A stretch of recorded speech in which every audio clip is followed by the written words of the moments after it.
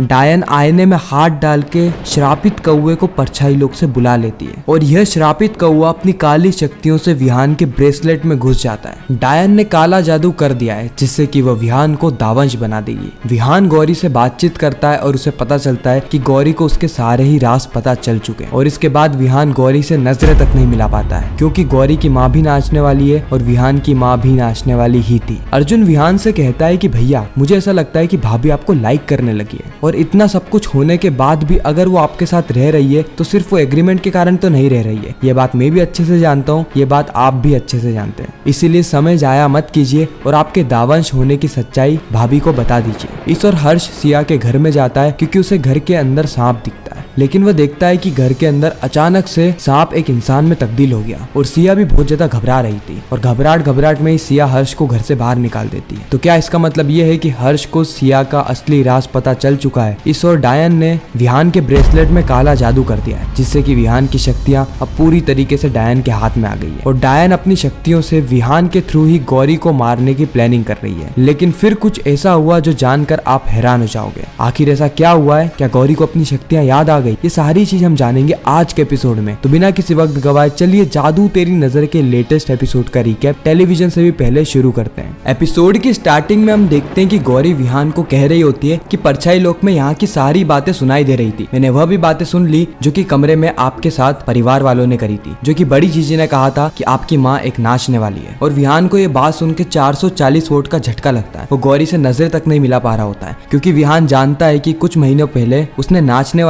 वाली कहकर गौरी को कितना ज्यादा टॉर्चर किया था और अब उसी की माँ नाचने वाली यह बात गौरी को पता लगती है। विहान कहता है कि गौरी तुम मुझे हमदर्दी की नजर से मत देखो, मेरी वो माँ भले ही नाचने वाली थी लेकिन उसे मैं अपनी माँ नहीं मानता। भले उसने मुझे जन्म दिया है लेकिन मेरी असली माँ इस घर में है जिसने मुझे पाला पोषा बड़ा किया। मैं इस परिवार को अपना परिवार मानता हूँ, उनसे मेरा कोई भी रिश्ता नाता नहीं है। गौरी कहती कि मैं क्यों अपनी हमदर्दी आपको देकर वेस्ट करूँ, वैसे भी हम लोग एक लोअर मिडिल क्लास परिवार से आते हैं जहाँ पे कोई भी चीज किसी को देने से पहले हम 100 बार सोचते हैं, तो मैं भी आपको हमदर्दी क्यों दूं। गौरी यहाँ पे मजाक करके माहौल को थोड़ा ठंडा कर रही होती है। इतना कहकर गौरी वहाँ से चली जाती है लेकिन विहान का तो पूरा सर ही गर्म हो चुका था। विहान को बहुत ज्यादा एम्बेरेस फील हो रहा था, बहुत ज्यादा गिल्टी फील हो रहा था। अगले ही सीन में हम सिया और हर्ष को देखते हैं जहाँ पे हर्ष सिया को छोड़ने के लिए उसके घर के बाहर आ जाता है। हर्ष सिया से कहता है कि प्रथम वंशी डायन तुम्हें इन सारी चीजों के बारे में कैसे पता है। सिया कहती है कि पता तो तुम्हें भी बहुत कुछ है लेकिन मैंने तुमसे कभी पूछा, और वैसे भी तुम अपने आप को इस दुनिया में सबसे स्पेशल मत समझना। इतना कहकर सिया अपने घर के अंदर चली जाती है। हर्ष अभी भी उसके घर को ही घूर रहा होता है क्योंकि हर्ष को सिया से प्यार हो गया है। उसी वक्त हर्ष की नजर पड़ती है एक सांप पे जो कि सीधे सिया के घर के अंदर घुस जाता है। हर्ष उस सांप का पीछा करते करते सिया के घर के अंदर जाने लगता है। इस और हम वीना को देखते हैं या फिर हम कहें कि कामिनी डायन को देखते हैं जिसने कि हाल फिलहाल में वीना का शरीर ले लिया होता है, जो कि सामने पड़े आईने के अंदर अपना हाथ डालती है। थोड़े समय हाथ रखने के बाद जैसे ही वो हाथ निकालती है उसके हाथ के आसपास काली शक्तियां मंडराने लगती है। और इतना ही नहीं, उसने दर्पण लोक से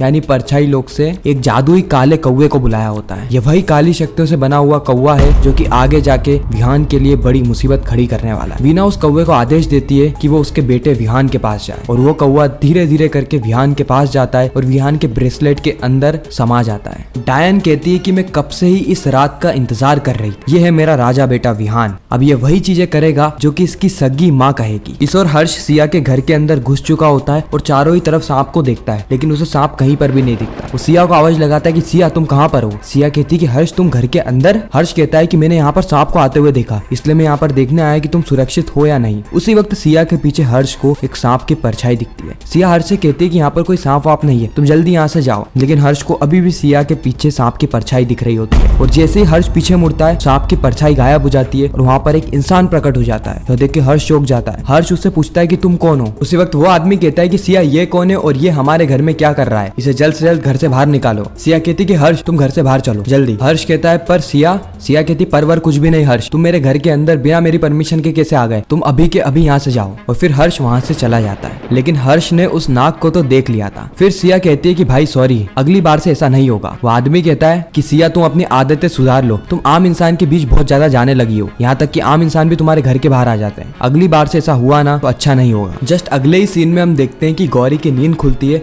और गौरी विहान को घूरने लगती है। उसी वक्त विहान कहता है कि मुझे पता है कि तुम मुझे क्यों घूर रही हो। गौरी कहती है आप जग रहे थे, आपको क्या पता है। विहान कहता है कि तुम मुझसे यही पूछना चाहती हो ना कि जब मेरी ही माँ नाचने वाली है लेकिन फिर भी मैंने तुम्हें इतना ज्यादा टॉर्चर क्यों किया, क्यों मैं तुम्हें बार बार नाचने वाली कहकर घर से भगाता रहा, क्यों मैंने तुम्हारी इतनी बेइज्जती करी, तुम्हारा इतना नुकसान किया। गौरी कहती कि नहीं, मैं आपसे ये नहीं पूछने वाली। अब मुझे नहीं पता कि आप अपनी माँ से इतनी नफरत क्यों करते हैं और आप नाचने वाली शब्द से भी नफरत क्यों करते हैं। जरूर कुछ बड़ा हुआ होगा लेकिन मुझे यह जानने में कोई भी दिलचस्पी नहीं है। लेकिन मैं ये जानती हूँ कि कोई भी काम छोटा या बड़ा नहीं होता। अगर कोई काम मजबूरी में किया जाए घर वालों के पेट पालने के लिए तो वह काम कोई बुरा नहीं होता है। विहान गौरी से कहता है कि गौरी तुम्हें मुझसे सचमुच कुछ नहीं कहना। गौरी कहती कि नहीं। इतना कहकर गौरी वहाँ से चली जाती है। अगले ही सीन में वहाँ पर अर्जुन आ जाता है और कहता है कि भैया मुझे ऐसा लगने लगा है कि भाभी का आप पे दिल आ गया है, तभी तो भाभी बार बार आपको देखती रहती है, कभी इधर घूरती है कभी उधर घूरती है और आप कुछ भी कहते हो ना तो वो आपकी बातें नहीं सुनती है बल्कि आपके हाव भाव देखने लगती है। ये सारे लक्षण प्यार के लक्षण है। विहान कहता है कि ऐसा कुछ भी नहीं है, तुम्हारी भाभी ने कितनी बार मुझे बोल दिया है कि वो मुझसे नफरत करती है। अर्जुन कहता है कि पहले की बात कुछ और थी भैया लेकिन अभी की बात कुछ और है, आप मानो या मत मानो।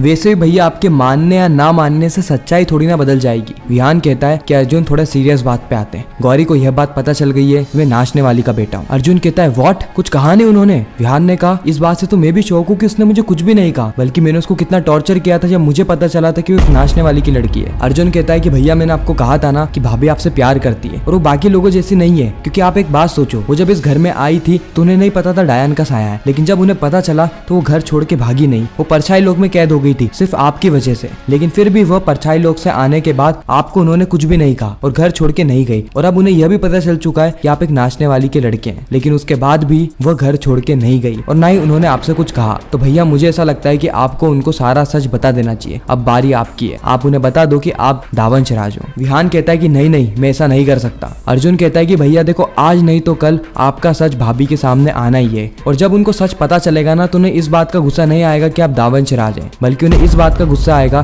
कि आपने यह बात उनसे छुपाई क्यों। यह पहली बार था जब विहान को अर्जुन की बातें सही लगने लगी थी, इसलिए वो डिसाइड करता है कि वह गौरी के पास जाएगा और गौरी को ये पूरा सच बता देगा कि वह दावंश राज है और उसका डायन से क्या रिश्ता है। अगले ही सीन में हम गौरी को देखते हैं जो जैसे ही हॉल में आती है तो उसे पता चलता है कि यहाँ पर तो कोई भी नहीं है। वो बड़ी जीजी से पूछती है कि घर वाले कहाँ चले गए। बड़ी जीजी कहती है कि सभी लोग अपने कमरे में बैठे हैं। गौरी कहती है लेकिन आज तो पूजा होनी है ना, आज हमें कन्याओं को जिमाना है ताकि हमारे घर में माता रानी का आशीर्वाद आ सके। बड़ी जीजी कहती है कि इस साल ऐसा नहीं हो पाएगा क्योंकि सभी लोग अपनी जान बचा रहे हैं अपने कमरे में बैठकर, कौन ही हमारे घर में आएगा, शायद इस बार हमें माता रानी का आशीर्वाद नहीं मिल पाएगा। और इसी के साथ ही खूबसूरत एपिसोड यहीं पर ही खत्म हो जाता है इस सस्पेंस और ट्विस्ट के साथ कि क्या होगा जब गौरी को यह पता चलेगा कि विहान ही दावंश राज है। साथ ही जो विहान के ब्रेसलेट में वो काली शक्तियां घुस गई है, आखिर डायन उससे करवाना क्या चाहती है, आखिर किस तरीके से डायन विहान को पूरी तरीके से दावंश राज बनाएगी, यह हमें पता चलेगा जादू तेरी नजर के आने वाले एपिसोड्स में। बाकी आपको यह वाला एपिसोड कैसा लगा कमेंट सेक्शन में जरूर बताना। मैं मिलता हूँ आप सभी से किसी नेक्स्ट इंटरेस्टिंग वीडियो में, जब तक के लिए गुड बाय।